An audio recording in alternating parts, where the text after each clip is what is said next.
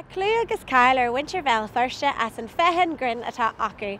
An deir seach na seo in san Bank Square mel firste, be lucht stand-up a dhéanamh seach níhil han si bh chur agus a chunilt a bhfuir trúthaí gaire. Arthú sin a bheits a galús cuara Mike na Carl Spine, Niall Delamere agus Paul Tompkinson agus níl an sin ach an tús. Well, an with George, ban dar Vanya Brady Murphy agus tá sé an mhuí heamháin ar brethla sici.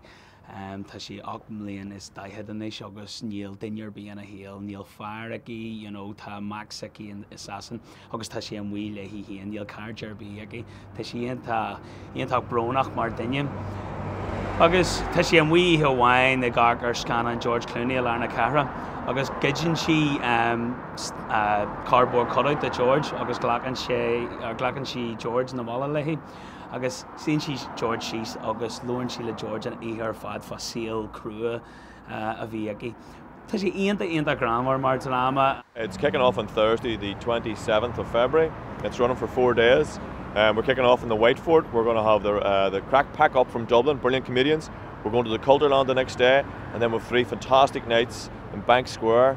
Niall Delamere, Paul Tompkinson and Carl Spine up from Limerick. It's going to be amazing. And then a host of great comedians from Belfast. We've got dramas, we've got Laugh for Haiti and Oh Yeah project. And basically it's going to be an absolutely fantastic weekend of comedy. So basically ionntach mai. Mana dig le gola ad leis an Bank Square, well bí de ardal nó bé fergrin agus mragran de cut na háte ag lemni ar an bus agus ag chur na passenger ag gaire mar sin níl atrbí sáilte.